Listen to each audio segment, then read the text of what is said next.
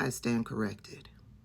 In a video that I uploaded on yesterday, I basically stated that Democrats shouldn't show up to the joint message, the State of the Union, Donald Trump's speech last night.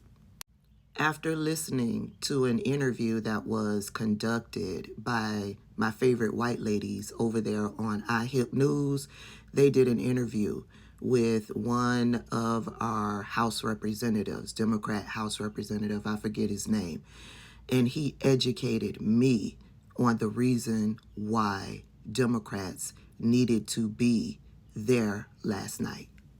That representative educated me that the reason why Democrats needed to be in the building last night was because if they all didn't show up, then what Mike Johnson would do, Mike Johnson will go around and gather up all of the Republican staff members, and he would fill those seats with Republican staff members, and the speech would go on. And the speech would go on with cheers coming from what it would seem as the Republicans and the Democrats. So because of that, the Democrats showed up to whatever that was last night. They showed up and they resisted. They resisted in the best way that they knew how. They held up signs throughout Donald Trump's speech, signs like these. Periodically, they would remove their jackets. They would get up and walk out during Donald Trump's speech so that you could see the back of their shirts that say resist. But what got under Donald Trump's skin the most was the fact that Democrats refused to stand or applause or stand and applause for Donald Trump, his cabinet, or the Republicans.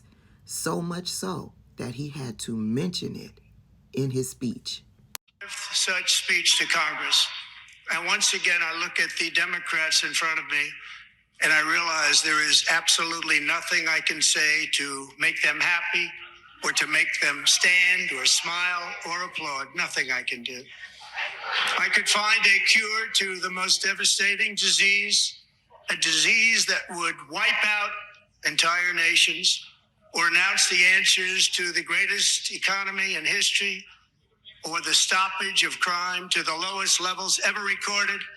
And these people sitting right here will not clap, will not stand, and certainly will not cheer for these astronomical achievements. They won't do.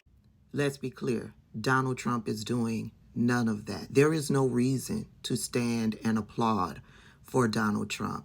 What Donald Trump is actually doing, as he mentions, he could cure an incurable disease. What Donald Trump is actually doing is he's dismantling committees, he's dismantling panels, organizations, those types of things that would work to try to cure diseases.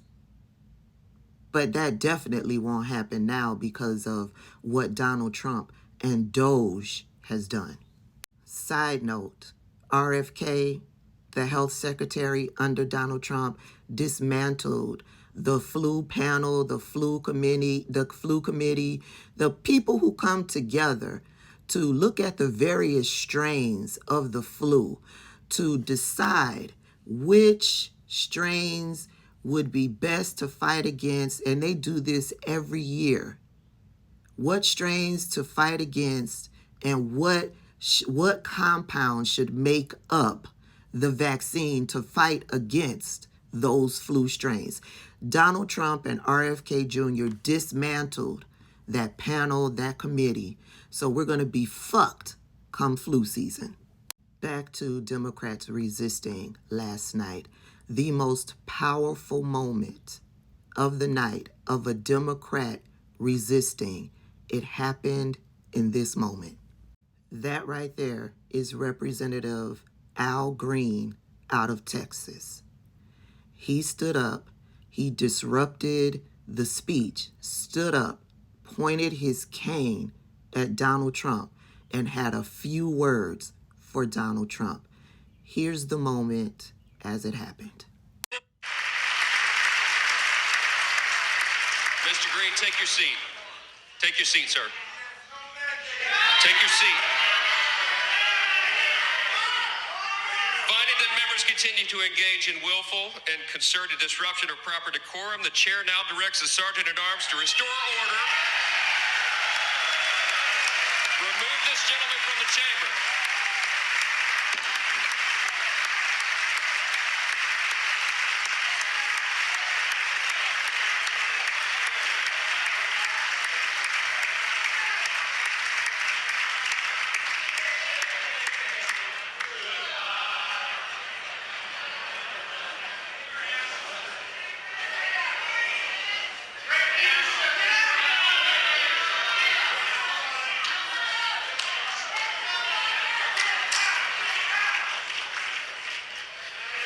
Members are directed to uphold and maintain decorum in the House.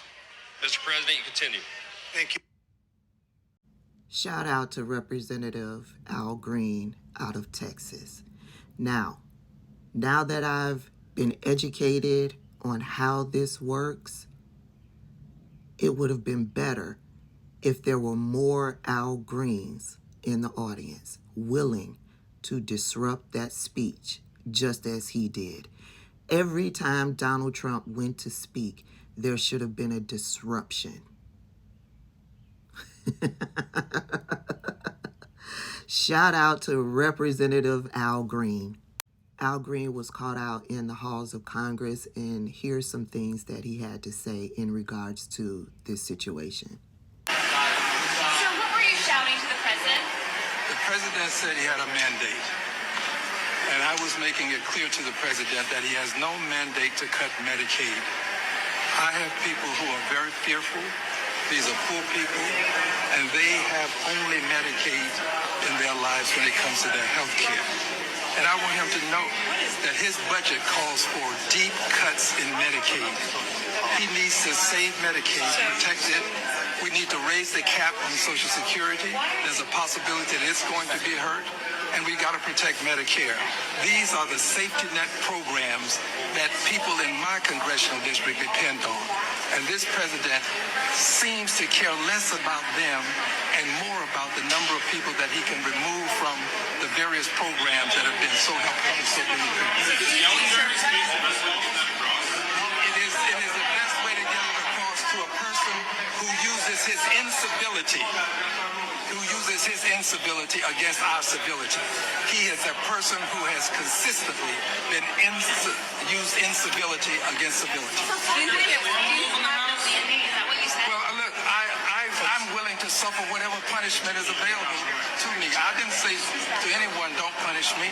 I've said I'll accept the punishment when it's worth it to let people know that there are some of us who are going to stand up against this president's desire to cut Medicaid, Medicare, and Social Security. Were you saying you have no mandate? Is that what you told me? That's what he has no mandate to cut Medicaid. None. Is the only punishment that you were kicked out, sir? Is there something? I don't know. Whatever the punishment is, I'm not fighting the punishment. This is about the people who are being punished by virtue of losing their health care. This is the richest country in the world, and we have people who don't have good health care. We've got to do better.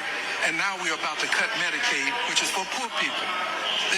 Health care has become wealth care for many people, and we can't afford to let that happen. Is that the only thing that you're protesting? No, I have other things I'm protesting.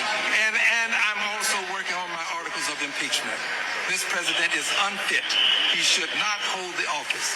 34 felony convictions, 2 times impeached. Sir, tell me one more time what you were shouting in the chamber. That he has no mandate to cut Medicaid. That's what you were saying over and Yes. over. Thank you, sir. No Again, shout out to Representative Al Green.